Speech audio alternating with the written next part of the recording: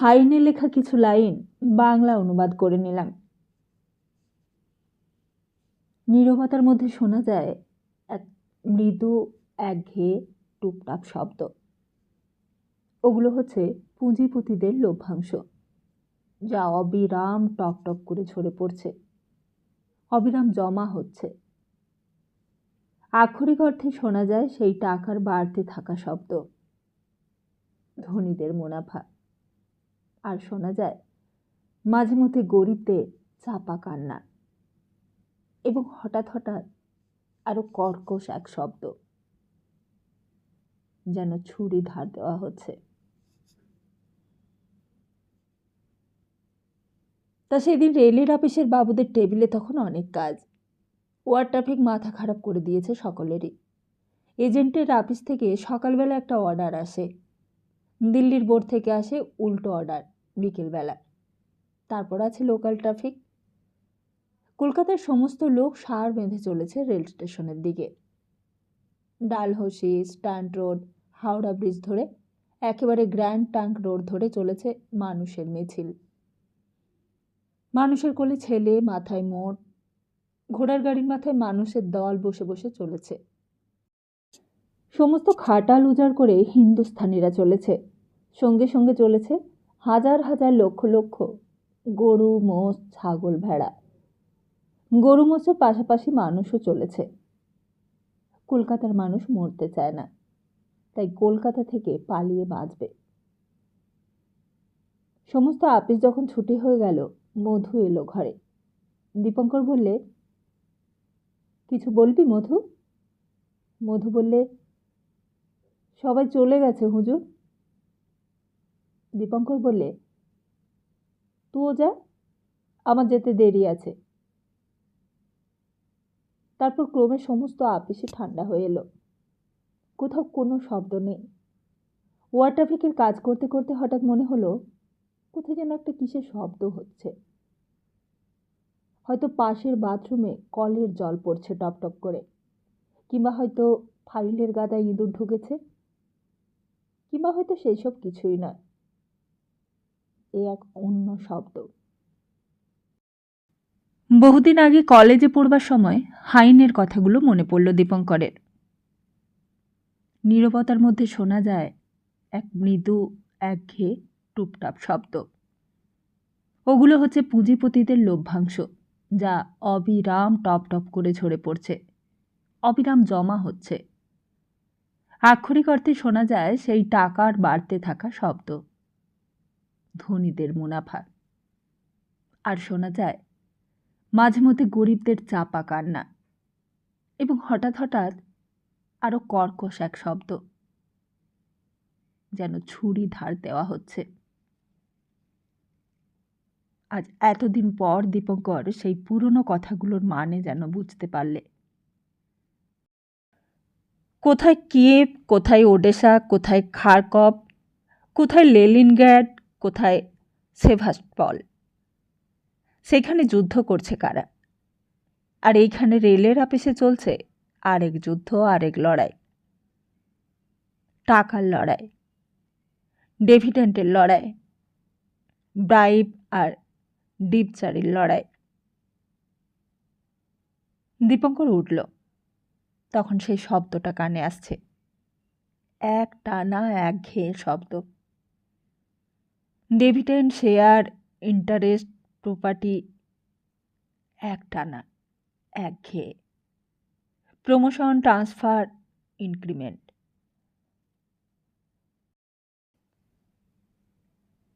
নমস্কার, আমরা শুনছি বিমল মিত্রের লেখা উপন্যাস কুড়ি দিয়ে কিনলামের দ্বিতীয় খণ্ড। আসুন শুনে নিই আজকের পর্ব। আমার গল্প পাঠ যদি আপনাদের পছন্দ হয়, চ্যানেলটিকে সাবস্ক্রাইব করে পাশে থাকুন। আর পুরনো বন্ধুদের সঙ্গে থাকার জন্য অসংখ্য ধন্যবাদ। ভালো লাগলে কমেন্ট করতে, লাইক করতে ভুলবেন না। আপনাদের শেয়ার, আপনাদের লাইক, আপনাদের কমেন্ট আমাকে এগিয়ে যেতে সাহায্য করে আগামী দিনের পথে। তাহলে আশা করব সঙ্গে থাকবেন আর আমাকে এগিয়ে নিয়ে যাবেন। তাহলে চলুন শুনে নিই আজকের পর্ব।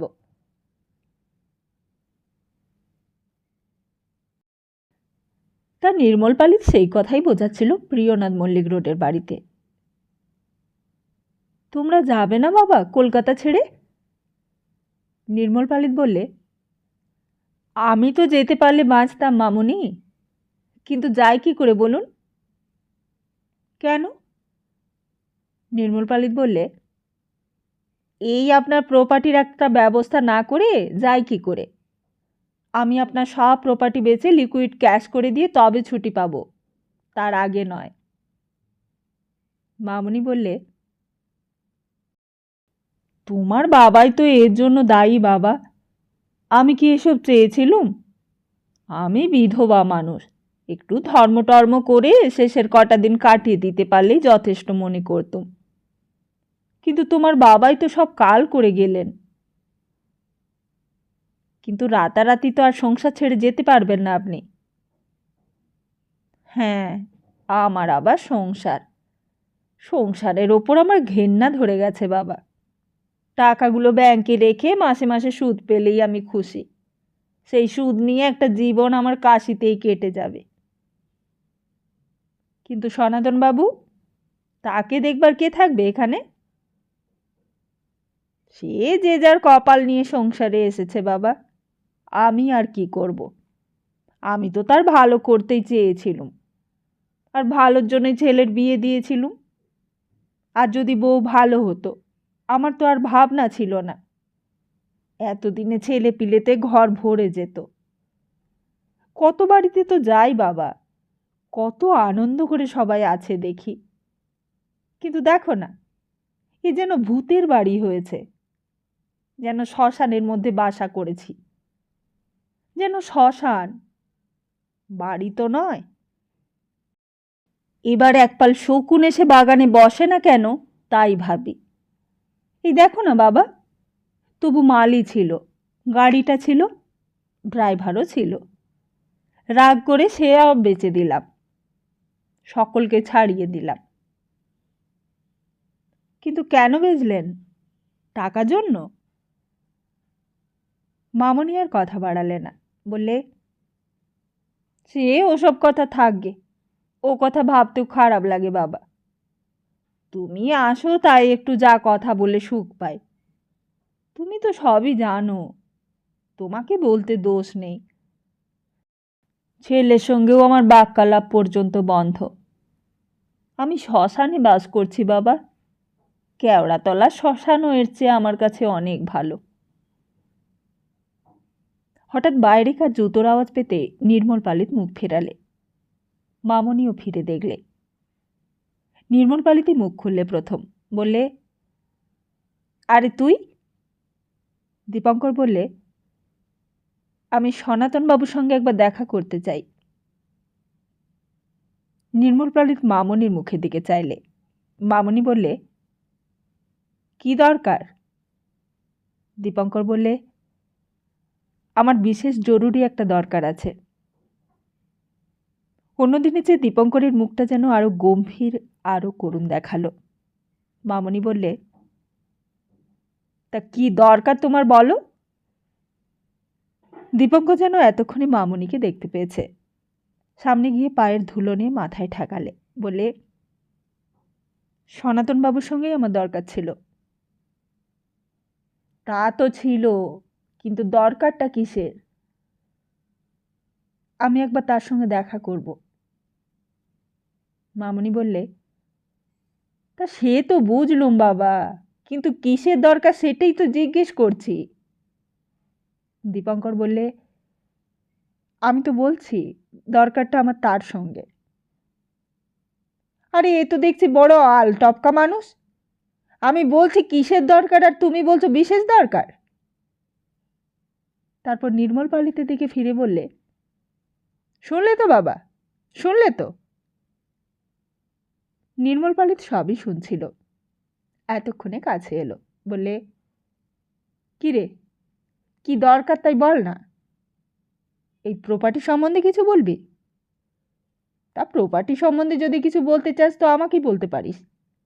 ঘোষ ফ্যামিলির প্রপার্টি আমিই দেখাশোনা করি। বাড়ি কিনবি? দীপঙ্কর আরও গম্ভীর হয়ে উঠল, বললে, সনাতনবাবু কি বাড়িতে নেই? আর থাকলে তার সঙ্গে কি দেখা করতে দেওয়ার নিয়ম নেই? মামনি নির্মল পালিতের দিকে চেয়ে বললে, তুমি বাবা একটু বুঝিয়ে বলো তো একে, যে এই বাড়ির মালিক আমি। আমাকে না জিজ্ঞেস করে এই বাড়ির ভেতর কারোর সঙ্গে কথা বলা যায় না। হঠাৎ শম্ভু কাছে এসে দাঁড়ালো, বললে, দাদাবাবু আপনাকে ভেতরে ডাকছেন একবার। কে ডাকছে রে শম্ভু? শম্ভু বললে, আগে দাদাবাবু। দাদাবাবু নিজের ঘর থেকে নতুন দাদাবাবুর গলা শুনতে পেয়েছে।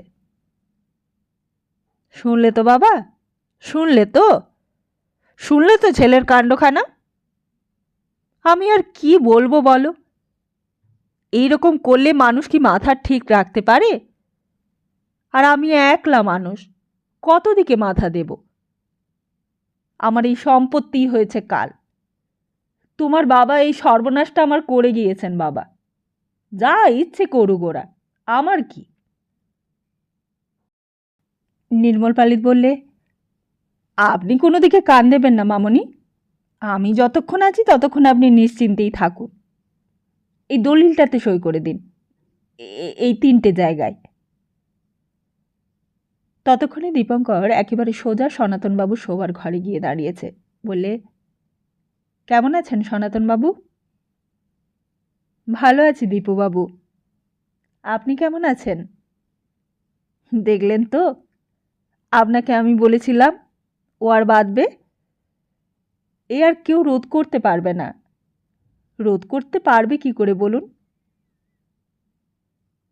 দীপঙ্কর খানিকক্ষণ চুপ করে রইল। সনাতনবাবু বলতে লাগলেন, কেবলই হিটলারের দোষ দিচ্ছে চার্চিল সাহেব। কিন্তু হিটলারের কি দোষ বলুন? হিটলার না থাকলেও লড়াই বাধত। ছোট ছোট হিটলারের দেশ যে একেবারে ভরে গেছে মশায়। কেউ কাউকে আর বিশ্বাস করছে না। কেউ কারোর উন্নতি সহ্য করতে পারছে না। কেউ কারোর দুঃখ বুঝছে না। আমাদেরই হাড়ে ঘুণ ধরেছে যে। দীপঙ্কর বললে, আমি একটা কাজের কথা বলতে এসেছি আপনার সঙ্গে। তাই এটাও তো কাজের কথাই দীপুবাবু। এটা কি ভাবছেন কাজের কথা নয়? এত বড় কাজের কথা আর কি আছে বলুন? সমস্ত পৃথিবী শুদ্ধ লোকের মন প্রাণ নিয়ে কাড়াকাড়ি চলছে, আর আপনি বলছেন কাজের কথা নয় এটা? দীপঙ্কর বললে, কাজের কথা তো বটেই, কিন্তু আরও জরুরি কাজের কথা বলতে এসেছি আমি। দেখুন দীপুবাবু, এই যুদ্ধ আমাদের ঘর সংসার সব বদলে দেবে, সব ভেঙে দেবে, এই আমি বলে রাখলুম। আমাদের ভালোটাও ভাঙবে, আমাদের খারাপটাও ভাঙবে। এই যুদ্ধটা আমাদের তাই দরকার ছিল। আমার তো তাই মনে হয়। আপনি কি বলেন?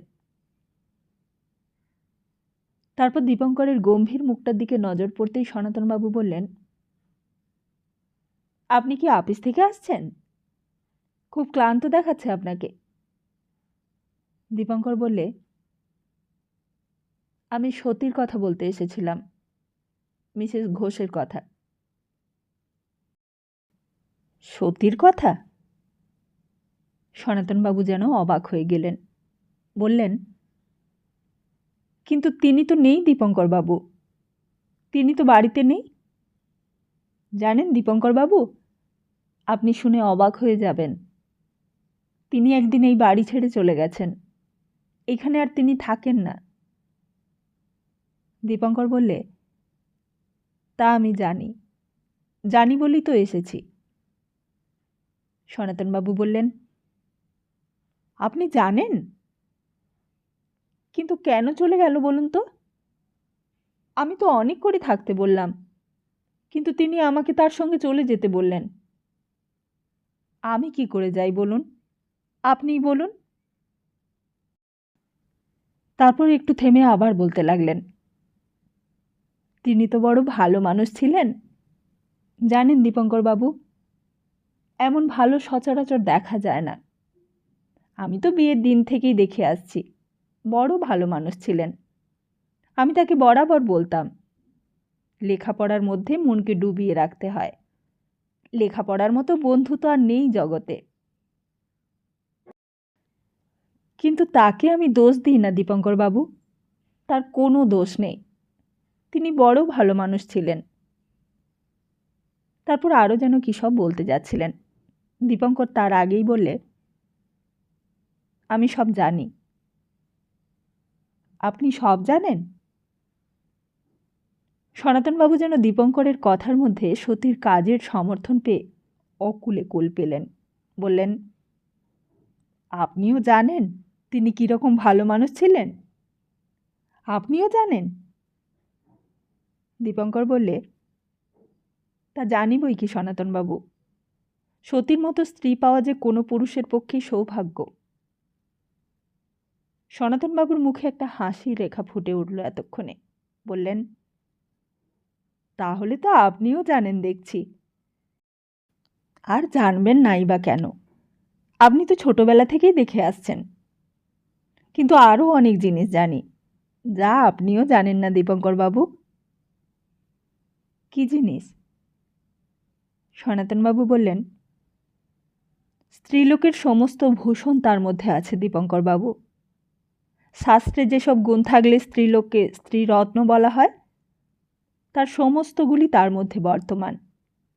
আপনি ঠিকই বলেছেন, যে কোনো পুরুষের পক্ষেই অমন স্ত্রী পাওয়া সৌভাগ্য। কিন্তু তিনি এখন কোথায় আছেন তা জানেন আপনি? সনাতনবাবু বললেন, না তো। দীপঙ্কর বললে, আপনি হয়তো শুনলে অবাক হয়ে যাবেন। তিনি এখন আমাদের আপিসে চাকরি করছেন। তাই নাকি? সে তো বড় বিচিত্র অভিজ্ঞতা। দীপঙ্কর বললে, সে কথাই আমি আপনাকে জানাতে এসেছি। এমন এক জায়গায় চাকরি করছেন যেখানে চাকরি করলে মানুষের মনুষ্যত্বে কলঙ্ক লাগে। এখন আপনি যা বিবেচনা হয় তাই করুন। সনাতনবাবু যেন মহা সমস্যায় পড়লেন। বললেন, কিন্তু দীপঙ্কর বাবু, আমার তো বিবেচনা হচ্ছে ভালোই করেছেন তিনি। সংসারের মধ্যেই কি কম অবিলতা মনে করেন? যত ছোট বা যত বড়ই সংসার হোক, তার মধ্যে থেকেও তো মনুষ্যত্বকে নিষ্কলঙ্ক রাখবার উপায় নেই আজ। আর চাকরি করলেই যত দোষ। তাহলে আপনিও তার চাকরি করা সমর্থন করেন? সনাতনবাবু বললেন, না তা করি না। আমি তো তার বাড়ি ছেড়ে চলে যাওয়াটাই সমর্থন করি না। আপনাদের আপিসেই তো তিনি চাকরি করেন, তা আপনি একবার দেখা হলে তাকে একটা কথা জিজ্ঞেস করবেন? বলুন, কি জিজ্ঞাসা করব? সনাতনবাবু বললেন, জিজ্ঞেস করবেন তিনি কেন চলে গেলেন। আমি নিজে তো কোনো দোষ করিনি। দীপঙ্কর বললে, আপনি তো নিজে সেই কথাটা জিজ্ঞেস করতে পারেন। সনাতনবাবু বললেন, তা পারি বই কি, আমি নিজেও জিজ্ঞেস করতে পারি। আপনার অসুখটা সেরে গেলে একদিন আসবেন অফিসে, আমি একদিন তার সঙ্গে আপনার দেখা করিয়ে দেব। আপনার শরীরটা তার আগে একটু ভালো হোক। সনাতনবাবু বললেন, আপনি তো ভালো প্রস্তাবই করেছেন। তা শরীর আমার এমন কিছু খারাপ নয়, আমি কালকেই যেতে পারি। ট্যাক্সি করে যেতে হবে। আমাদের গাড়িগুলো মা বিক্রি করে দিয়েছেন। আপনি তো জানেন, তিনি চলে যাবার পর এই বাড়ির সব কিছু বদলে গিয়েছে। আপনি তাকে বলবেন। তা সে তো আপনি নিজে গিয়েও বলতে পারেন। তা আমি গিয়ে বলতে পারি। আমার আর বলতে কিসের আপত্তি? আমার সঙ্গে তো তার মনোমালিন্য হয়নি দীপঙ্কর বাবু, যে আমি বলতে পারবো না। আপনি আপিসে যাবার সময় আমাকে নিয়ে যাবেন, আমি সব বলবো তাকে। আপনার সঙ্গে যা যা কথা হলো সব বলবো। আমার আর বলতে আপত্তি কিসের? দীপঙ্কর বললে, আপনি তাকে চাকরি করতে বারণ করবেন সনাতনবাবু। আমি বারণ করেছি, কিন্তু আপনি বারণ করলে সে কিছুতেই এড়াতে পারবে না। আপনার কথা অমান্য করতে পারবে না সতী। আপনি তাকে চাকরি করতে বারণ করবেন, বাড়িতে ফিরে আসতে বলবেন। আমার কথা সে না শুনুক, আপনার কথা সে শুনবেই। আপনার কথা সে ফেলতে পারবে না কিছুতেই। সনাতনবাবু বললেন, তা বলবো, কিন্তু আপনি উঠলেন কেন? বসুন না। দীপঙ্কর চলে যাবার জন্য দাঁড়িয়েছিল, আবার বসল। দীপঙ্করের মনে হলো একদিন অনেক দিন আগে এই বাড়িতে আসতেই তার কেমন যেন রোমাঞ্চ হয়েছিল, আর আজ সমস্ত বাড়িটা যেন শূন্য হয়ে গেছে, যেন খাঁ খাঁ করছে সমস্ত বাড়িটা। ঘরের জানালা দিয়ে বাগানটার দিকে চেয়ে দেখলে বাগানে সেই ফুলের কেয়ারি আর নেই, অনেক ঘাস গজিয়ে জায়গাটাকে জঙ্গলে পরিণত করেছে। সনাতনবাবু বললেন, আপনার জলযোগের ব্যবস্থা করতে বলি শম্ভুকে। আপনি আপিস থেকে আসছেন তো? দীপঙ্কর আপত্তি করলে, বললে, আপনি ব্যস্ত হবেন না, আমি এখান থেকে বাড়ি চলে যাব। সত্যি, বাড়িতে কে আছে দীপঙ্করের? সেই মা তো আর নেই। কেই বা তার জন্য পথের দিকে চেয়ে বসে থাকবে মার মতো? দীপঙ্কর সনাতনবাবুর দিকে চেয়ে দেখতে লাগল। একদিন এই ঘরেই সতী থাকত, এই ঘরেই সতী শুত, এই ঘরেই বাস করত, এই ঘরেই খিল বন্ধ করে সনাতনবাবুকে ঘরে ঢুকতে দেয়নি সতী। সতীর জীবনের কতদিনের ইতিহাস এই ঘরের সঙ্গে জড়িয়ে আছে। এই ঘরেই দিনের পর দিন, রাতের পর রাত একলা কেটেছে সতীর। এই ঘরের ভেতরেই যেন সতীর সান্নিধ্যের উত্তাপ লেগে আছে। অনেকদিন পরেও দীপঙ্করের এই ঘটনাগুলোর কথা মনে পড়ত। এতদিন পর এই দিনকার কথা ভাবতে গিয়ে আবার একটা দীর্ঘশ্বাস বেরিয়ে এলো হৃৎপিণ্ড ভেদ করে। এমনি করেই বোধহয় মানুষ একদিন মানুষের সব স্বপ্নসৌধ ভেঙে চুরমার করে দেয়। এমনি করেই বোধহয় অলক্ষ্য কাল এসে সব কামনা বাসনাকে গ্রাস করে। এমনি করেই একদিকে ভাঙে আরেক দিক গড়ে তোলবার জন্য। কিন্তু প্রিয়নাথ মল্লিক রোডের এত বড় স্বপ্নটাকে ভেঙে মহাকালের কি লাভ হলো? কার উপকার হলো? সনাতনবাবুর, দীপঙ্করের, নাকি সতীর? কার?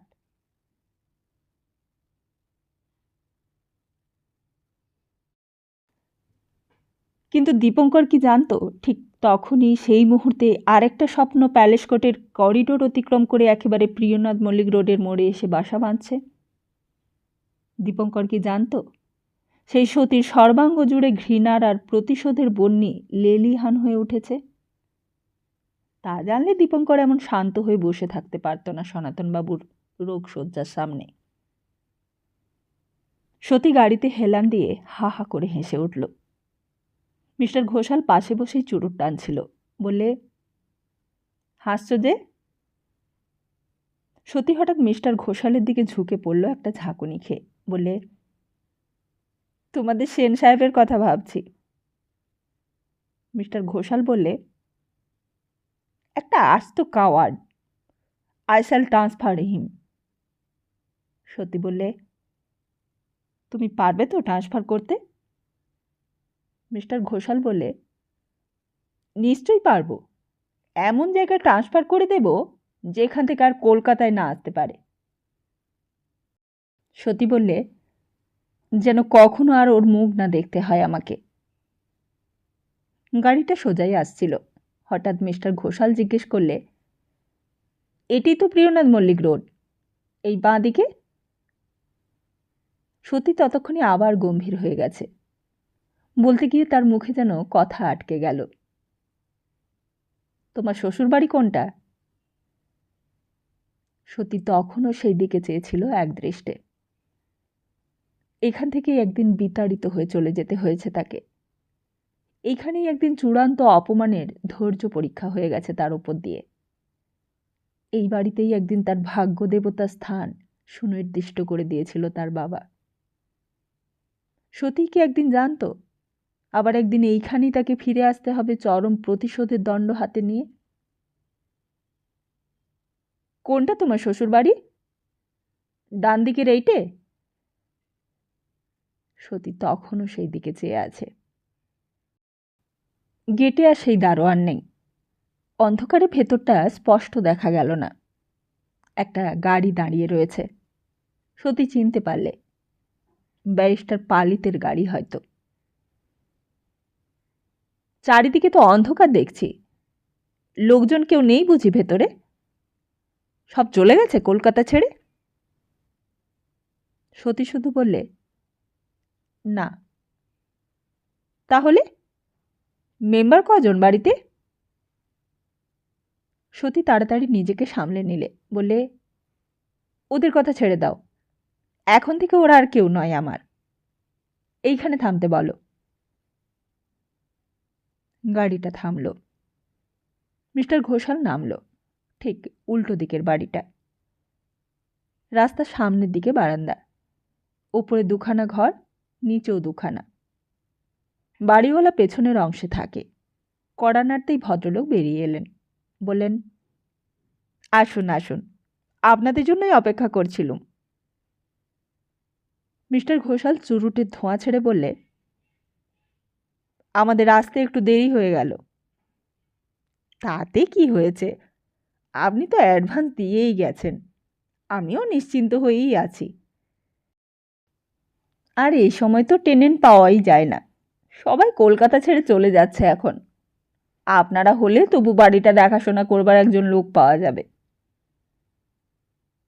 সতীও ভেতরে ঢুকল। ভদ্রলোক আগে আগে চললেন। এই পাড়ায় বহুদিনের বাসিন্দা। যেতে যেতে বললেন, সবাই চলে গেছে তো পাড়া থেকে। আমিও ফ্যামিলি পাঠিয়ে দিয়েছি বাইরে। এই পাড়ায় তো আর কোনো লোক নেই। আছি শুধু আমরা আর ওই সামনের ঘোষেরা। ঘোষেরা? কোন ঘোষেরা? ভদ্রলোক বললেন, ওই সনাতন ঘোষ বলে এক ভদ্রলোক। তিনি আছেন আর তার বিধবা মা আছেন বাড়িতে। আর কেউই নেই। ছেলের বউ ছিল, তার সেই বউ শুনেছি নাকি আর নেই। বলতে গেলে পাড়া একেবারে খাঁ খাঁ করছে। এখানে থাকতেও ভয় করে স্যার। সিঁড়ি দিয়ে ওপরে উঠবার রাস্তা। ভদ্রলোক হাতে চাবির গোছা নিয়ে উঠতে লাগলেন সিঁড়ি দিয়ে। বললেন, নিচে কিচেন আর বাথরুম আর ওপরে অ্যাটাচ বাথরুম আর দুখানা বেডরুম। মিস্টার ঘোষাল পেছনে উঠতে উঠতে বললেন, ওতেই আমাদের পারপাস সলভ হয়ে যাবে। ভদ্রলোক বললেন, কেন যে আপনারা প্যালেস কোটের মতো ফ্ল্যাট ছেড়ে এখানে আসছেন কে জানে। তার তুলনায় এই অবশ্য কিছুই না। মিস্টার ঘোষাল বললে, তা হোক, এখানে আমরা একটু লুজলি থাকতে পারবো, মানে ঢিলে ঢালাভাবে। দরকার হলে মাঝে মাঝে গানের আসর বসাবো। মিসেসের আবার গান বাজনার খুব শখ আছে কি না? ও, তাই বলুন। ততক্ষণে দুটো ঘরের দরজা খুলে দিয়েছেন ভদ্রলোক। সতী সোজা প্রিয়নাথ মল্লিক রোডের দিকের ছোট বারান্দাটায় গিয়ে দাঁড়ালো। সামনের বাড়িটা সমস্তটা স্পষ্ট দেখা যায় এখান থেকে। ওই গেট, গেট পেরিয়েই ভেতরে গিয়ে বাঁ দিকে সরকারবাবুর ঘর, তারপর বসবার বৈঠকখানা। বৈঠকখানা ঘরে আলো জ্বলছে। ব্যারিস্টার পালিত বোধ হয় শাশুড়ির সঙ্গে পরামর্শ করছে ওইখানে বসে বসে, কেমন করে সতীকে জব্দ করা যায়। সেই মতলবই আটছে বোধ হয়। আর তারপরে কিছু দূরে গিয়ে লাইব্রেরি ঘর। ঘরটা অন্ধকার। দোতলার সমস্ত জানালাগুলো বন্ধ। তেতলার ঘরটায় আলো জ্বলছে। নিজের ঘরটা এখান থেকে স্পষ্ট দেখা যাচ্ছে না, শুধু বোঝা যাচ্ছে হয়তো কেউ আছে, হয়তো তিনিই আছেন।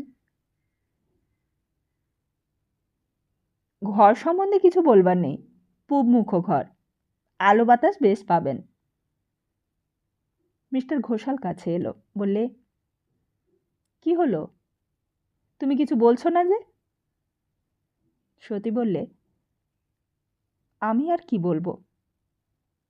মিস্টার ঘোষাল বললে, এই ঘরেই আসর পাতা যাবে, এই ঘর থেকেই তো ওই বাড়ি সব কিছু ডাইরেক্ট দেখা যাবে। ভদ্রলোক তাড়াতাড়ি বললেন, ওখানে পর্দা ঝুলিয়ে রাখবেন, তাহলেই আর কিছু দেখা যাবে না। সতী অন্ধকার বারান্দায় দাঁড়িয়ে হাসল। এইখানে দাঁড়িয়ে চিৎকার করে ডাকতে পারলেও যেন খানিকটা হালকা মনে হতো, যেন গালাগালি দিলেও মনটা পরিতৃপ্ত হতো। অনেক কাঁটা, অনেক কলঙ্ক জমা হয়ে আছে ভেতরে, সব পরিষ্কার হয়ে যেত এখানে দাঁড়িয়ে চেঁচাতে পারলে। বললে, এইখান থেকে গান গাইলে ওদের বাড়িতে শোনা যাবে তো? ভদ্রলোক বললেন, আপনারা তো আর দিনরাত গান বাজনা করছেন না। মিস্টার ঘোষাল বললে, তা যদি তাই করি তাতেই বা কি? আমরা নিজেদের বাড়িতে নাচবো, গান গাইব, যা খুশি আমাদের তাই করব, ওদের কি? ভদ্রলোক বললেন, তা করতে পারবেন, ইচ্ছে হলে করতে পারবেন বই কি। আর ওদের যদি অসুবিধে হয় তো আপনারা দরজাটা বন্ধ করে দিয়ে গাইবেন, ওরা শুনতেও পাবে না।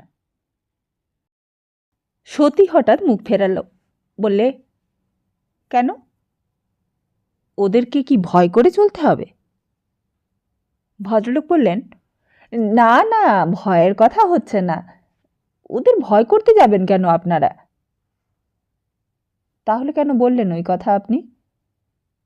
আমরা ভাড়া দিয়ে থাকবো না, আমরা এখানে যা খুশি তাই করব।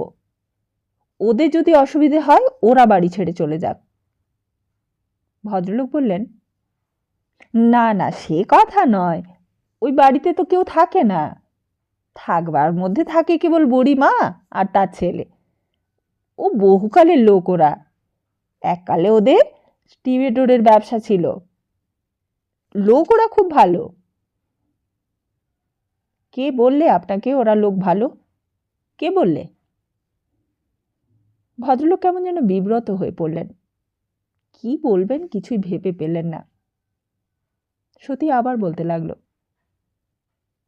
আপনি আমার চেয়ে বেশি চেনেন ওদের? আমার চেয়ে ওদের বেশি জানেন? আপনি আমাকে চেনাতে এসেছেন ওদের? ওরা ভালো লোক? মিস্টার ঘোষাল ততক্ষণে ভাড়া দিয়ে রসিদ নিয়ে পকেটে পুরে নিয়েছে। বললে, আপনাকে কে বললে ওরা লোক ভালো? আপনি জানেন নাকি ওদের?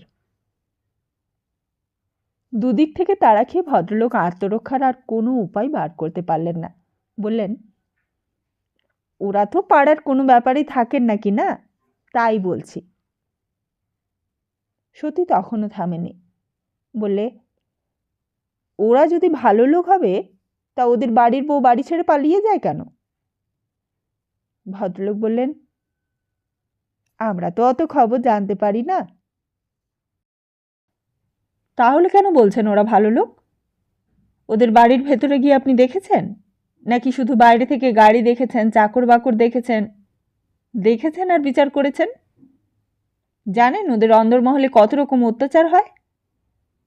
জানেন ওদের বাড়িতে বউ হয়ে এলে তার জীবন নষ্ট হয়ে যায় চিরকালের মতো, তার ইহকাল পরকাল চিরকাল কেঁদে কাটাতে হয়। বলতে বলতে সতী হঠাৎ যেন সম্বিত হারিয়ে ফেললে। উত্তেজনায় কাঁধের শাড়িটা খসে গেল অজ্ঞাতেই। যেন এক মুহূর্তে উন্মাদ হয়ে উঠল সতী। যেন অতীত, বর্তমান, ভবিষ্যৎ সমস্ত তার একাকার হয়ে গেল এক নিমিষে। মিস্টার ঘোষাল সামলে নিলেন, বললেন, চুপ করো, ওর সঙ্গে কথা বলবার আর দরকার কি? সতী বললে, কেন চুপ করব? চুপ করে থাকবার জন্য কি ওই বাড়ি ভাড়া নিয়েছি? আমি এই বাড়ির ছাদে উঠে চেঁচাবো, সকলকে জানিয়ে দেব আমি কে, সকলকে প্রচার করে দেব আমি ঘোষ বাড়ির বউ। আহ! মিস্টার ঘোষাল আবার সামনে এসে দাঁড়িয়ে মিসেস ঘোষের মুখটা বন্ধ করবার চেষ্টা করলেন, কিন্তু তার আগে সতী চুপ করে গেছে। হঠাৎ দেখা গেল সতীর ঘরের জানালায় যেন কার মুখ দেখা গেল। হয়তো তিনি টের পেয়েছেন, হয়তো তিনি সতীর গলা চিনতে পেরে জানালা দিয়ে মুখ বাড়িয়েছেন। সতীর দৃষ্টিকে অনুসরণ করে মিস্টার ঘোষালও চেয়ে দেখলে সেই দিকে। বললে, কে ও? মিস্টার সেন না? সতীও যেন এতক্ষণে চিনতে পারলে। দীপু না? দীপু ওখানে কেন এই সময়? কিন্তু একটি মুহূর্ত, তারপরেই মুখটা ভেতরে সরে গেল।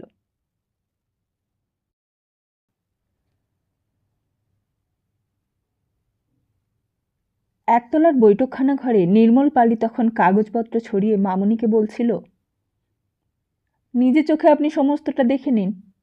নিজের প্রপার্টি নিজের চোখে দেখাটাই ভালো মামুনি। মামুনি বললেন, আমার কি আর পোড়ার চোখ আছে যে আমি দেখব বাবা? ওসব আমায় দেখাচ্ছ কেন? আমি ওসবে কি বা বুঝি? নির্মল বললে, কিছু বুঝতে যে আপনাকে হবেই মামুনি। আপনার প্রপার্টি আপনি না বুঝে নিলে কে বুঝবে? না বাবা, আমার ওসব বুঝে দরকার নেই। আর আমি যদি অত বুঝতে পারবো তো তুমি আছো কি করতে? আর আমার কি আর মনের ঠিক আছে বাবা? আমার মন যে পড়ে রয়েছে অন্য জায়গায়। অন্য জায়গায়? কোথায়? মামুনি বললেন, সেই যে ছোকরা ওপরে ছেলের কাছে গেল, সে তো এখনো ফিরল না। কানে কি ফুসমন্ত দিচ্ছে কে জানে। তারপর উঠলেন, বললেন, দাঁড়াও বাবা, তুমি বসো, আমি উপরে গিয়ে দেখে আসি এতক্ষণ ধরে কি শলা পরামর্শ দিচ্ছে কানে। একে আবার বাতের জ্বালা, তার ওপর হয়েছে এই এক ঝঞ্ঝাট। এই বলে মামুনি উঠে ঘরের বাইরে চলে গেলেন। ঘরের মধ্যে বসে কথা বলতে বলতে হঠাৎ দীপঙ্করের মনে হলো যেন কোথা থেকে সতীর গলার শব্দ আসছে। তবে কি সতীও এসেছে এই বাড়িতে?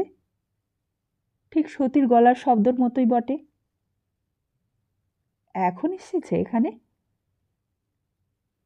দীপঙ্কর জড়সড় হয়ে বসল। এক্ষুনি হয়তো এই ঘরে এসে ঢুকে পড়বে। কিন্তু আবার মনে হলো, ভেতরে নয়, বাইরে। বাইরের কোথা থেকে আওয়াজটা আসছে। ঠিক অবিকল সতীর মতো গলা। দুজনের গলার শব্দ কি একরকম হতে পারে? হঠাৎই পাশের জানালাটায় গিয়ে দাঁড়ালো দীপঙ্কর। একটা দোতলার বারান্দায় যেন 2-3 জন লোক দাঁড়িয়ে আছে। অল্প অন্ধকারে স্পষ্ট চেনা যায় না, তবুও তীক্ষ্ণ নজর দিয়ে দীপঙ্করের মনে হলো এই যেন সতী। আর সতীর পাশে যেন মিস্টার। তা কানে কি এত ফুসমন্ত দিচ্ছ শুনি? হঠাৎই দীপঙ্কর পেছন ফিরল। ফিরে দেখলে সামনে সতীর শাশুড়ি। সতীর শাশুড়ি আবার বললেন, তা তখন থেকে বসে বসে কি এত ফুসমন্ত দেয়া হচ্ছে আমার ছেলেকে? দীপঙ্কর তাড়াতাড়ি কাছে সরে এসে বললে, এসব আপনি কি বলছেন? শুনেছিলাম সনাতনবাবুর অসুখ, তাই দেখতে এসেছিলাম। তা দেখতে কি এই 10 ঘন্টা লাগে বাবা? চোখে তো এখনো চশমা ওঠেনি, তবু এত কিসের দেখা? দীপঙ্কর বললে, এইবার আমি যাচ্ছিলাম। তা যাচ্ছিলাম তো যাও, যাই যাই করেও তো 10 ঘন্টা কাটিয়ে দিলে। এতক্ষণ কি শলা পরামর্শ হচ্ছিল শুনি? দীপঙ্কর সহজভাবেই উত্তর দিলে, শলা পরামর্শ আবার কি হবে মামুনি? ভয় হয় বাবা, আমি বুড়ো মানুষ হলে কি হবে? কোথায় কার সঙ্গে কি শলা পরামর্শ হয় সবই আমার কানে আসে। আমি সবই টের পাই। বুড়ো হয়েছি বলে এখনো চোখ কানের মাথা খেয়ে বসিনি। দীপঙ্কর বললে, ঠিক আছে, আমি যাচ্ছি। এই বলে উঠে দাঁড়ালো। ঘর থেকে বেরিয়ে চলেও যাচ্ছিল দীপঙ্কর। হঠাৎই সনাতনবাবু বললেন, আপনি তাহলে আমাকে আপনার ওখানে একদিন নিয়ে যাচ্ছেন তো দীপঙ্কর বাবু? দীপঙ্কর বললে, হ্যাঁ, আপনি তৈরি থাকবেন। মামনি হঠাৎ আকাশ থেকে পড়লেন যেন, বললেন, কোথায়? কোথায় নিয়ে যাবে? কথাগুলো যে কাকে উদ্দেশ্য করে বলা হলো তা বোঝা গেল না। দীপঙ্কর দরজার দিকে যেতেই সতীশ শাশুড়ি আবার জিজ্ঞেস করলেন, তা কোথায় নিয়ে যাবে শুনি? কোথায়? কিন্তু ততক্ষণে দীপঙ্কর সোজা বেরিয়ে এসেছে। সতীশ শাশুড়ির প্রশ্নের উত্তর সনাতনবাবু দিলেন কিনা তা আর জানা হলো না। সোজা তেতলা সিঁড়ি দিয়ে নামতে নামতে চারিদিকে চেয়ে দীপঙ্কর অবাক হয়ে গেল। একদিন এই বাড়ির ভেতরেই বহুকাল আগে একবার এসেছিল। সেই দিন এখানে সযত্ন পরিপাট্যের ছোঁয়াচ ছিল। আজ যেন সব হতশ্রী। বারান্দার কোণে সিঁড়ির দুই পাশে ধুলো জমেছে। নিচে সিঁড়ির শেষ ধাপের কাছেও একটা পাখি ছিল। খাঁচাটা খালিই পড়ে আছে আজ। তারপর বারান্দা আর বাগান পেরিয়ে সোজা প্রিয়নাথ মল্লিক রোডে এসে থামল।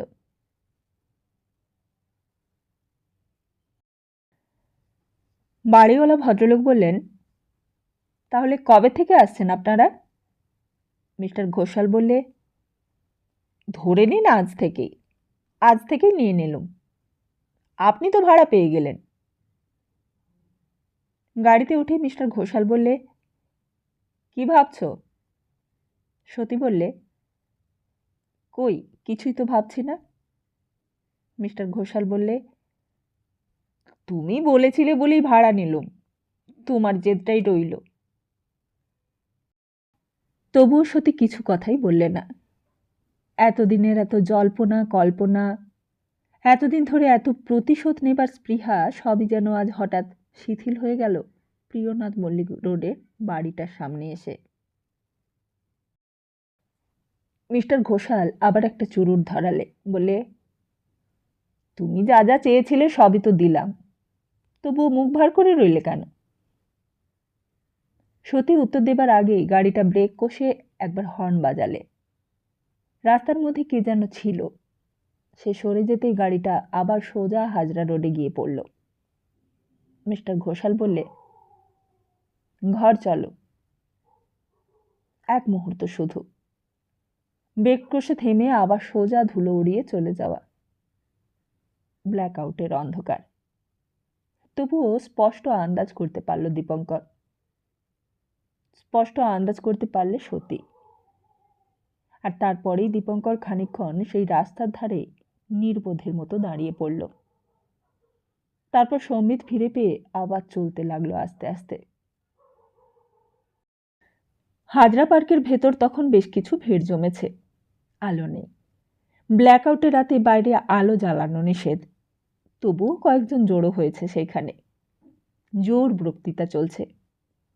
বক্তাকে ঘিরে অনেক লোক চুপ করে লেকচার শুনছে। ভদ্রলোক বলছেন, বন্ধুগণ, আমরা আজ ইতিহাসের এক সন্ধিক্ষণে বসবাস করছি। আমাদের মাথার ওপর যুদ্ধ আর আমাদের নিজেদের ঘরের মধ্যে বিভেদ। স্যার স্ট্যাফোর্ড স্ক্রিপসের প্রস্তাব আমরা নাকচ করে দিয়েছি, তা আপনারা জানেন। আজ যদি আমরা 40 কোটি ভারতবাসী একমত হতে পারতুম, আর যদি মোহাম্মদ আলী জিন্নাহ আমাদের কংগ্রেসকে সমর্থন করতেন, তাহলে কি আজ ক্রিপস সাহেব এমন করে আমাদের ধাপ্পা দিয়ে খালি হাতে চলে যেতে পারতেন? তবু আমি বলছি, আমাদের ভয় করবার কিছু নেই। আমরা কংগ্রেস সেবীরা মহাত্মা গান্ধীকেই আমাদের নেতা বলে মেনে নিয়েছি। মহাত্মাজি ওয়ার্ধায় আমাদের বলেছেন, তাঁর অবর্তমানে তার শূন্যস্থান শ্রী রাজগোপালচারীকেও দিতে চান না, সর্দার প্যাটেলকেও দিতে চান না, দিতে চান পণ্ডিত জওহরলাল নেহরুকে। পণ্ডিতজি বাংলার বড় আদরের নেতা। আজ যখন বাংলাদেশ নেতাহীন, সুভাষবাবু নিরুদ্দেশ, শরৎ বসুও জেলে, তখন পণ্ডিতজির মতো নেতা থাকতে বাঙালির আর ভয় কি? অনেক দূর থেকেও কথাগুলো কানে আসছিল দীপঙ্করের। হাঁটতে হাঁটতে অনেক দূরে চলে গিয়েও হঠাৎ কেমন যেন সন্দেহ হলো। আবার পার্কের কাছে ফিরে এলো। তারপর পার্কের ভেতর ঢুকে কাছে গিয়ে দেখলে, এই যে যুদ্ধ বেঁধেছে, এ হিংসা, এ ষড়যন্ত্র, এ অন্যায় আর অত্যাচারের ফল। মানুষ আজ সৎ হতে ভুলে গেছে। মানুষ আজ অহিংসার পথ ভুলে গেছে, মানুষ আজ সত্য কথা বলতে ভুলে গেছে। দীপঙ্কর অবাক হয়ে দেখলে বক্তৃতা দিচ্ছে ফটিক ভট্টাচার্য। একটা টেবিলের সামনে দাঁড়িয়ে ফোঁটা বক্তৃতা দিচ্ছে, আর প্রাণমথবাবু তারই পাশে চুপ করে বসে আছেন। ম্রিয়মাণ বিষণ্ণ অসহায়ের মতো চেহারা, আর তার পাশে ছিটে। ফোঁটা যেন আরো ফর্সা হয়েছে, আরো স্বাস্থ্যবান। ফর্সা ধবধবে খদ্দরের ধুতি পাঞ্জাবি চাদর গায়ে। কি চমৎকার সৌম্য শান্ত চেহারা, কি উদাত্ত কণ্ঠ! কথা শুনলেই ভক্তিতে গদগদ হয়ে মাথা নিচু করতে ইচ্ছে করে। ছিটেকেও আর চেনা যায় না। আর দাঁড়াতে ইচ্ছে হলো না। সোজা বেরিয়ে হাজরা রোড পার হয়ে একেবারে নেপাল ভট্টাচার্যের লেনের মধ্যে দিয়ে গিয়ে ঢুকল দীপঙ্কর। একে বস্তি, তার উপর ব্ল্যাকআউট। কিরণের মা কি জানে যে কিরণ ফিরে এসেছে? বাড়িতে ক্ষীরোদা একলা রয়েছে। এই সময় যদি কিরণের মা দীপঙ্করের কাছে গিয়ে থাকে অনেক সুবিধে হয়। আর তাছাড়া এই বস্তির মধ্যে একলা পড়ে থেকে কি লাভ? কে আছে দেখবার? যদি একটা অসুখ বিসুখ হয় তখন?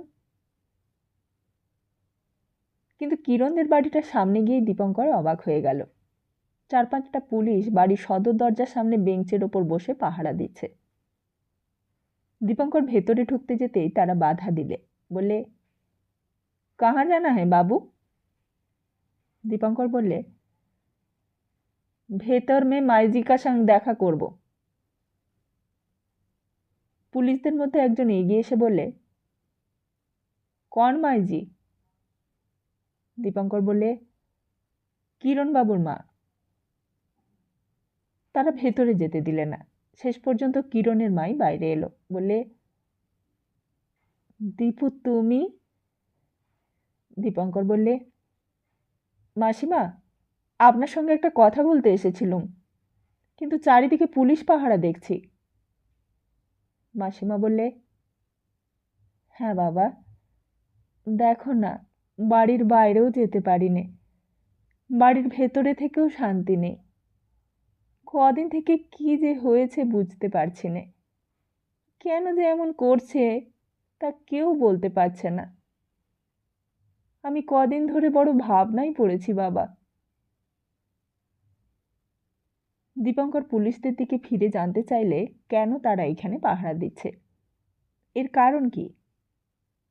তারা জানালে ওদের ওপর যেমন হুকুম হয়েছে ওরা তেমন করছে। মাসিমা বললে, তুমি বাবা দীপু ওদের একটু বলে দাও না, কেন এরা এরকম করছে। কিরণ তো এখানে নেই, তাকে কতদিন দেখিনি। সে বেঁচে আছে কিনা তাও জানি না। তবু কেন এত দুর্ভোগ বলো দেখিনি বাবা? আমি কি করেছি? কার কি ক্ষতি করেছি বাবা? দীপঙ্কর একটু চুপ করে রইল। তারপর বললে, আপনি মাসিমা আমার বাড়িতে চলুন, যাবেন? মাসিমা বললে, না বাবা, আমি আর কোথাও যাব না, এইখানেই মরবো আমি। আমি এখানেই মরবো, এইখানেই মরেই পড়ে থাকবো। দীপঙ্কর আর কথা বাড়ালো না, বললে, আপনি ভেতরে যান মাসিমা, আমি এখন আসি, আবার আসবো। মনে আছে সেদিন আর বেশিক্ষণ দাঁড়ায়নি সেইখানে দীপঙ্কর। মাসিমার মুখের চেহারা দেখে কেমন যেন ভয় হয়েছিল মনে। বোধহয় মাসিমা আর বেশি দিন বাঁচবে না। মনে হয়েছিল কিরণের মার মনে এতটুকু শান্তি দেবার ক্ষমতা তার নেই। নিজেকে তাই বড় অপদার্থ মনে হয়েছিল তার। কিরণের মার উপকার করা যেন কিরণেরই উপকার করা। কিরণের সঙ্গে বিশ্বাসঘাতকতা করেছে দীপঙ্কর। কিরণের মার উপকার করলে তার যেন কিছুটা স্খলন হতো, যেন কিরণেরই উপকার সে করতে এসেছিল এইখানে। কিন্তু কিছুই হলো না। অসহায় দুর্বলের মতো, অপরাধীর মতো দীপঙ্কর আস্তে আস্তে আবার নেপাল ভট্টাচার্যের লেন পার হয়ে বড় রাস্তায় চলে এলো।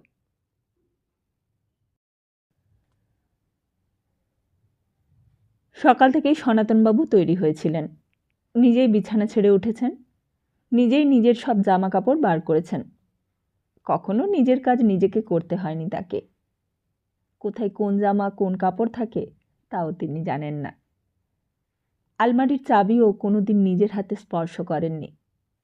কোন ফুটোতে কোন চাবি লাগে তাও জানেন না।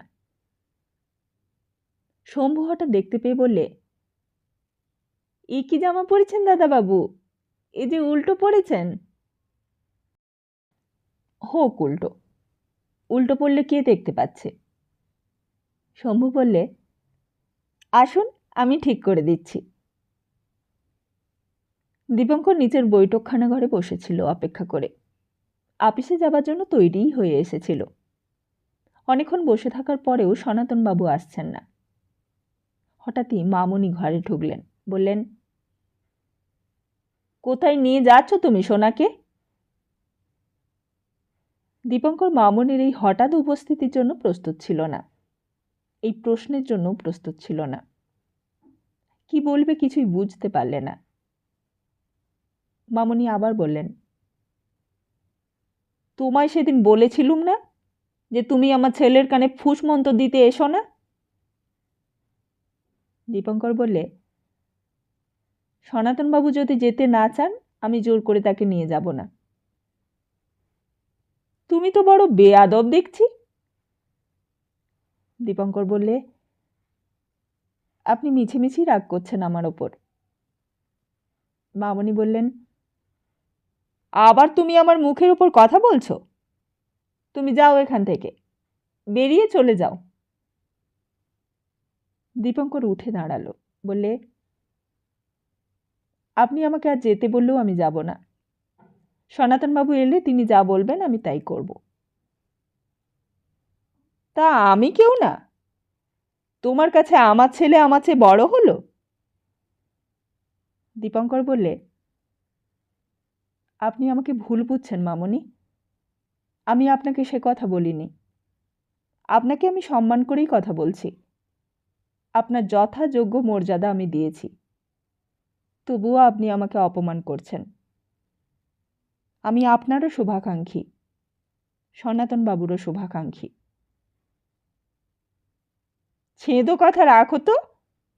আমি যা বলছি তাই করো। তুমি এখান থেকে চলে যাও, আর কখনো এসো না। যেদিন থেকে তুমি এসে ঢুকেছ সেদিন থেকেই শনি ঢুকেছে আমার সংসারে। আমার কত সাধের সংসার, আমার কত যত্নের বাড়ি, সব ছারখার হয়ে গেল তোমাদের জন্য। কেন আসো তুমি? আমার বউকে নিয়ে গেছো, তাতেও তোমাদের স্বাদ মেটেনি। এখন আমার ছেলেকে ভাঙিয়ে নিতে চাও? বলতে বলতে মামনি যেন বেদনায় নরম হয়ে এলেন, অনুশোচনায় সজল হয়ে এলেন। এমন চেহারা কখনো দেখেনি দীপঙ্কর মামনির। মামনি আবার বলতে লাগলেন, আমি তোমাদের কি করেছি বলো তো? কি করেছি আমি তোমাদের? আর কারই বা আমি কি সর্বনাশ করেছি? আমার সোনার সংসার তোমরা 10 জনে মিলে কেন এমন করে নষ্ট করলে? কি পাপ করেছিলুম আমি? হঠাৎ শম্ভু এসে ঘরে ঢুকল, বলে, মামনি, দাদাবাবুর বোতাম কোথায়? খুঁজে পাচ্ছি না, কোথায় আছে? একেবারে তেলে বেগুনে জ্বলে উঠলেন মামনি। দাদাবাবুর বোতাম কোথায় তা আমি কি জানি? আমি দাদাবাবুর বোতাম লুকিয়ে রেখেছি যে আমাকে জিজ্ঞেস করছিস? শম্ভু তাড়াতাড়ি পালিয়ে বাঁচল। মামনি যেন নিজের মনের আগুনে নিজেই পুড়তে লাগলেন। বললেন, খবরদার বলছি, আমাকে কারোর কোনো কথা জিজ্ঞেস করবি না কেউ। আমি কেউ নই এই বাড়ির। আমি কারোর ব্যাপারে থাকি না, থাকবও না। কিন্তু যাকে লক্ষ্য করে কথাগুলো বলা, সে ততক্ষণে ঘর থেকে বাইরে চলে গেছে। দীপঙ্করের দিকে ফিরে মামনি বললেন, বলি তুমি ভদ্রলোকের ছেলে না কি? কথা যে তোমার কানে যায় না মোটেই। সঙ্গে সঙ্গে সনাতনবাবু এসে পড়লেন, বললেন, চলুন চলুন, বোতাম না হলে আর কি এমন অসুবিধে, চলুন, আপনাকে অনেকক্ষণ বসিয়ে রেখেছি, চলুন। সোনা, বোধহয় বহুদিন বাদে এই প্রথম মামনির নিজের ছেলের নাম ধরে ডাকলেন। কি মামনি, কোথায় যাচ্ছ শুনি? আমাকে না জিজ্ঞেস করে কোথায় যাচ্ছ শুনি? বউকে আনতে? সনাতনবাবু ধুতির কোঁচা গোছাতে গোছাতে বললেন, হ্যাঁ। তাকে যে আনতে যাচ্ছ তা আমাকে জিজ্ঞেস করেছ? আমার মত নিয়েছ? আমিও তো একটা মানুষ। নাকি মনে করেছ মামা গিয়ে একটা মানুষই নয়? সনাতনবাবু কথাটা শুনে যেন আরও বিব্রত হয়ে পড়লেন, বললেন, সে কি মা, আমি তো খারাপ কাজ কিছু করছি না। বড় কষ্টে পড়েছে তোমার বৌমা। টাকার অভাবে দীপঙ্করবাবুর অফিসে চাকরি করতে হচ্ছে তাকে, তাই তাকে আনতে যাচ্ছি। বাড়ির বউ চাকরি করবে কথাটা কি ভালো? তুমিই বলো। তা সে কি তোমার পায়ে ধরে সেধেছে এখানে আসবার জন্য? সাধবে কেন? আমরাই তো তাকে তাড়িয়ে দিয়েছি। সে কোন সাহসে সাধবে আবার? তার কি লজ্জা, সম্ভ্রম, মান অপমানের কিছু বাকি রেখেছি আমরা? মামনি বললে, খুব তো লজ্জা সম্ভ্রমের কথা আওড়াচ্ছ দেখছি, কিন্তু এতদিন কার বাড়িতে কার সঙ্গে রাত কাটাচ্ছে সেই খবরটা রেখেছ? নির্মল পালিত আমাকে সব বলেছে। সনাতনবাবু বললেন, আর তুমিও তাই বিশ্বাস করলে? তোমার বৌমাকে তুমি চেনো আর আমি চিনি না? আর তাছাড়া রাত যদি কাটিয়েই থাকে, তার জন্য কে দায়ী মা? তার মানে? দীপঙ্কর দেখলে মামনির সমস্ত শরীরটা থরথর করে কাঁপছে, যেন এক্ষুনি প্রলয়কাণ্ড হবে। আবার চেঁচিয়ে উঠলেন, বললেন, তার মানে আমি দায়ী? সনাতনবাবু বললেন, আমি কি তাই বলেছি মামনি? বলেছি তুমিও দায়ী, আমিও দায়ী। বলেই দীপঙ্করের দিকে ফিরে বললেন, চলুন দীপঙ্কর বাবু, আপনার অফিসে দেরি করিয়ে দিলাম। দীপঙ্কর বললে, না, আপনি সেজন্য ভাববেন না, আমি আজ দেরি হবে জেনেই বেরিয়েছি। সনাতনবাবু বললেন, বোতামটা পাওয়া গেল না, বোতামের জন্যই এতক্ষণ দেরি হয়ে গেল। দীপঙ্কর বললে, তাতে কি হয়েছে? আমি সেই দিন আপনাকে বলে গেলাম পরের দিন আসব, কিন্তু সময় করে আসতে পারিনি। চলুন। বাইরে সদরের দিকে পাই বাড়াচ্ছিল দীপঙ্কর। হঠাৎ মামুনির বজ্র গম্ভীর গলার আওয়াজে থেমে যেতে হলো। যেও না, শোনো। সনাতনবাবু ফিরলেন, বললেন, আমাকে বললে? মামুনি বললেন, হ্যাঁ, যদি বউকে আনতেই হয় একটা কথা মনে রেখো, তবে এনো। তোমার বউ আমাদের এই রাস্তার মিত্তিরদের বাড়িটা ভাড়া করেছে। বিশ্বাস না হয় নির্মল পালিতকে জিজ্ঞেস করো। ভাড়া করেছে? তোমার বউমা? কিসের জন্য? সনাতনবাবু দীপঙ্করের মুখের দিকে চাইলেন, জিজ্ঞেস করলেন, ভাড়া করেছি নাকি দীপঙ্কর বাবু? আপনি তো কিছু বলেননি আমাকে। কিসের জন্য ভাড়া করেছে? উত্তরটা দিলেন মামনি। তাঁর গলায় বিষ ঢেলে দিয়ে বললেন, কিসের জন্য আবার? ব্যবসা করবার জন্য? মা। মামনিও কম উত্তেজিত হননি, বললেন, চোখ রাঙাচ্ছ কাকে? কাকে তুমি চোখ রাঙাচ্ছ খোকা? আমি এই বাড়ির মালিক। এই বাড়িতে বউকে আনতে হলে আমার অনুমতি নিতে হবে, এটাই আমার হুকুম। আমার হুকুমটা মনে রেখে তবে বউকে আনতে যেও। বলেই তিনি মুখ ঘুরিয়ে চলে যাচ্ছিলেন দোতলা সিঁড়ির দিকে। সনাতনবাবুও সদর দরজার দিকে এগোচ্ছিলেন। হঠাৎই পেছনে একটা শব্দ হতেই দীপঙ্কর ফিরে দেখলেন মামনি সিঁড়ির প্রথম ধাপটার ওপর উঠতে গিয়ে ধপাস করে পা পিছলে পড়ে গেছেন। দীপঙ্করও দেখেছে, সনাতনবাবুও দেখেছে। দীপঙ্কর দৌড়ে গিয়ে তুলে ধরতে গেল, কিন্তু কি ভেবে একটু সংকোচও হলো আবার। কিন্তু সনাতনবাবু ততক্ষণে অবস্থাটা বুঝে নিয়েছেন। তাড়াতাড়ি কাছে গিয়ে মামনির হাতটা ধরে তুলতেই যাচ্ছিলেন, কিন্তু মামনির তেজ বোধ হয় তখনও কমেনি। একেবারে আর্তনাদের মতো করে চেঁচিয়ে উঠলেন, ছুঁয়ো না আমাকে, ছুঁয়ো না, তোমার মতো ছেলের ছোঁয়াও পাপ। সনাতনবাবু কিন্তু দমলেন না, নিচু হয়ে বললেন, মামনি, খুব লেগেছে? শব্দ পেয়ে শম্ভু দৌড়ে এসেছে। ভেতর বাড়ি থেকে কৈলাসও দৌড়ে এসেছে। বাতাসির মা, ভূতির মা, তারাও দৌড়ে এসেছে। ঠাকুর রাতে রাতে খবর পেয়ে দৌড়ে এসেছে। ভিড় জমে গেল বারান্দায়। মাথাটাতেই বেশি লেগেছিল। সিঁড়ির সিমেন্টের ওপর টপ টপ করে রক্ত পড়তে লাগল। সনাতনবাবু বললেন, শম্ভু, ডাক্তারবাবুকে খবর দে একবার। দীপঙ্কর জিজ্ঞেস করলে, ব্লাড প্রেশার ছিল নাকি মামনির? সনাতনবাবু বললেন, তা তো জানি না। ডাক্তারবাবু বোধহয় পাড়ারই, সঙ্গে সঙ্গে এসে হাজির হলেন। পরীক্ষা করতে লাগলেন। সনাতনবাবু তখন নিজেই কাঁপছেন থরথর করে। ডাক্তারকে জিজ্ঞেস করলেন, কেমন দেখলেন ডাক্তারবাবু? ডাক্তারবাবু ব্লাড প্রেশারটা দেখছিলেন তখন। দেখা শেষ করে বললেন, না, প্রেশার নর্মাল, পা স্লিপ করে পড়ে গেছেন, কিছু ভয় নেই, এবার ধরাধরি করে ভেতরে শুইয়ে দিন। মামনি তখন অচৈতন্য, আর মুখে সেই ঝাঁঝ নেই।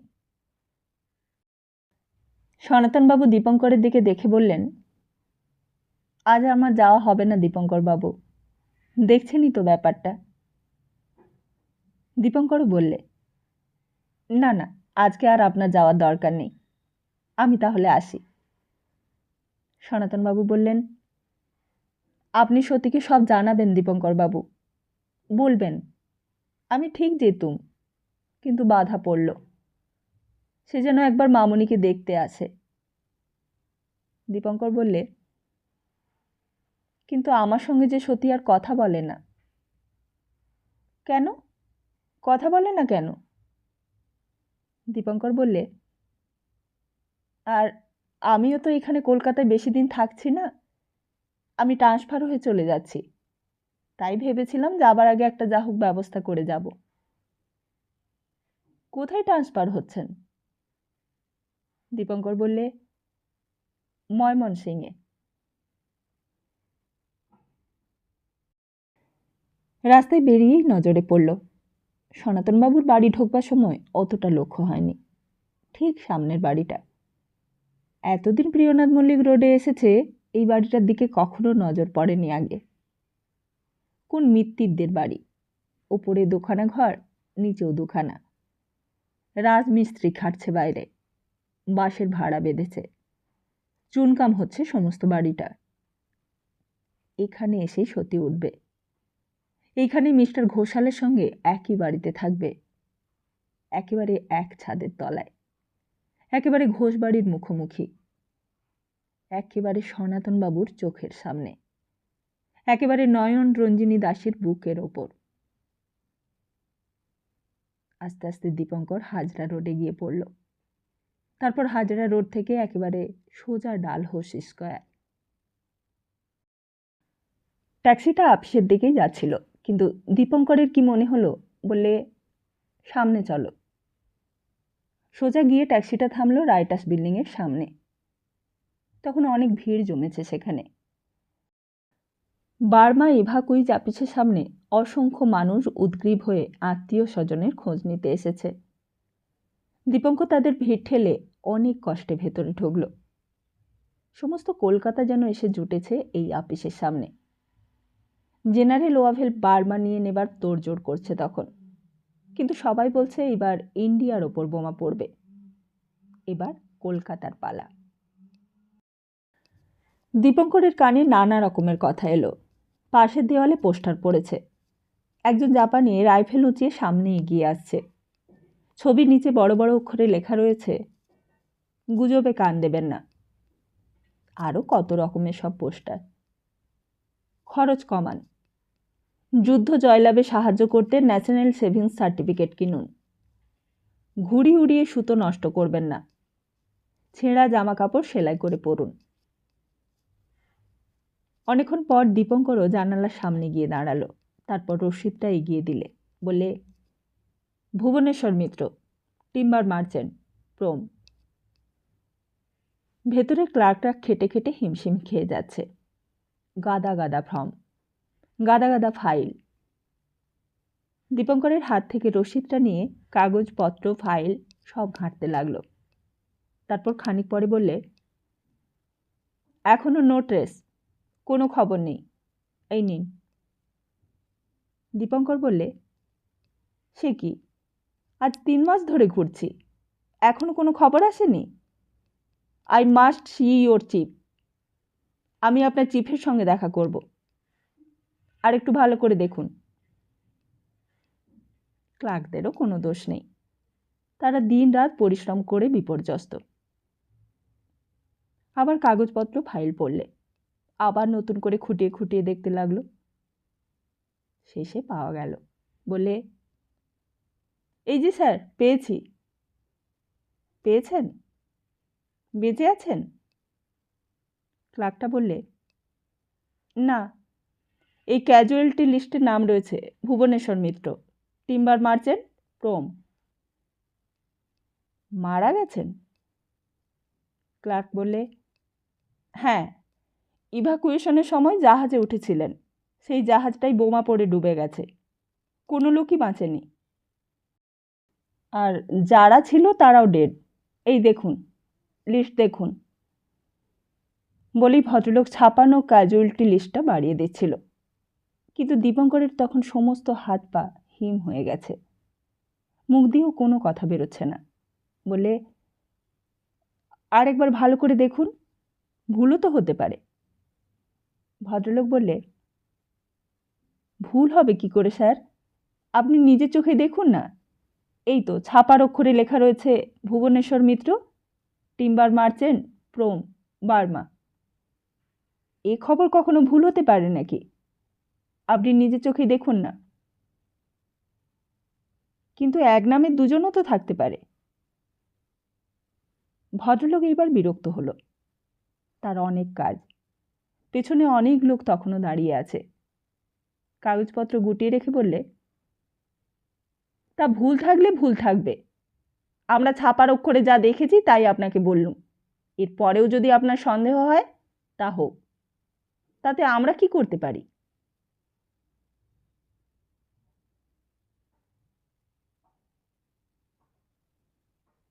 তাহলে আজকের মতো এখানেই শেষ করি। খুব তাড়াতাড়ি আসছি আগামী পর্ব নিয়ে। ততদিন ভালো থাকুন, সুস্থ থাকুন, আর সবাইকে ভালো রাখুন। নমস্কার।